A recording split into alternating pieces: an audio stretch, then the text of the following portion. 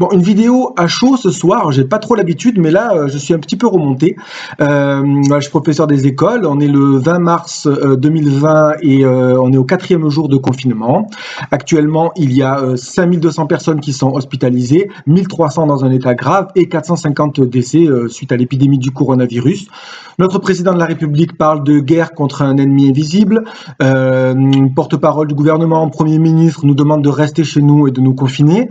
Le secrétaire de l'ONU, Antonio Guterres, lui, parle de plusieurs millions de morts si on ne prend pas les mesures nécessaires à l'échelle planétaire de confinement. Et le syndicat majoritaire des médecins, des internes de l'hôpital vient d'écrire une dépêche qui demande au gouvernement le confinement le plus total et absolu.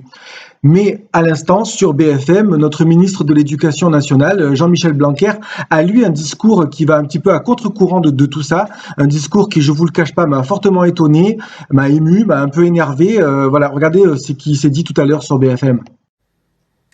Et donc, moi, ce que je voulais savoir, c'est si j'ai le droit de me rendre à l'école et quelle case cocher sur l'attestation de déplacement dérogatoire, parce qu'il n'y a rien qui correspond à ce cas de figure. Voilà. Merci Audrey. Le ministre peut vous répondre. Jean-Michel Blanquer.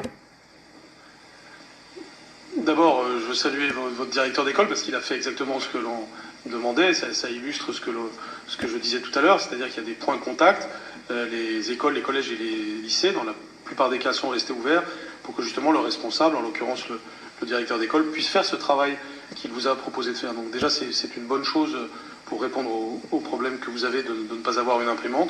Ensuite, si vous cochez la 4e case de votre formulaire, vous avez un motif familial impérieux. C'est un motif familial impérieux que d'aller chercher le travail pour votre enfant. Très souvent, ce travail peut être regroupé sur plusieurs jours, donc ça ne vous oblige pas à un déplacement quotidien. Et donc, c'est faisable de récupérer.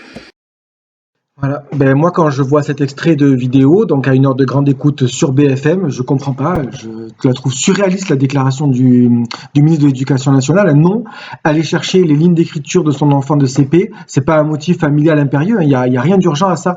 Cette déclaration, alors elle se veut volontairement rassurante. Je sais pas. Peut-être que le ministre est au courant qu'il y a un vaccin et que c'est le seul au courant. Mais en tout cas, tous les autres ministres, tous les professionnels de la santé nous le disent. Restez chez vous. Hein. Ce qui est grave, c'est pas qu'on n'ait pas fait une leçon de maths ou d'histoire. Ce qui est grave, c'est de surcharger les hôpitaux, de les engorger. Et ça, oui, c'est très grave sur le plan sanitaire. Hein, vous comprenez bien qu'on va arriver dans une période où il va y avoir une pénurie de médicaments, une pénurie de places en lit d'hôpitaux. Je sais pas, je prends un exemple au hasard, mais des chiffres au hasard, mais peut-être que dans l'hôpital du coin, il y a 30 respirateurs, par exemple. Eh bien, s'il arrive 60 patients, il va falloir choisir lesquels on intube, lesquels on n'intube pas. Et ça va tomber sur qui? Sur vos parents, sur les miens, sur mes enfants, sur les vôtres. C'est ça qui va se passer dans ce pays. On est dans une crise sanitaire inédite. Dans très peu de temps, nous allons tous compter nos morts, nos proches, pleurer nos morts. Et là, on nous dit qu'on peut aller chercher ses devoirs à l'école du coin comme si de rien n'était. Là, vraiment, je m'insurge contre cette déclaration. Là, en tant que citoyen, d'abord, en tant que citoyen, je dis aux autres parents d'élèves, puisque moi aussi je suis parent, n'allez pas chercher le texte à trous de votre fille de CM2 sur la leçon d'histoire sur les îles de Nantes. C'est pas urgent. N'allez pas chercher la leçon de graphisme, les graphismes à faire de votre enfant en grande section de la semaine prochaine. C'est pas urgent.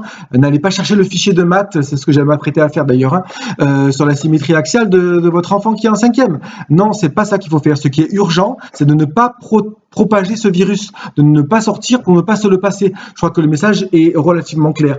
Donc en tant que citoyen, je le redis dans cette vidéo, ne propageons pas ce virus-là. Les propos de ce ministre-là sont, à mon sens, irresponsables.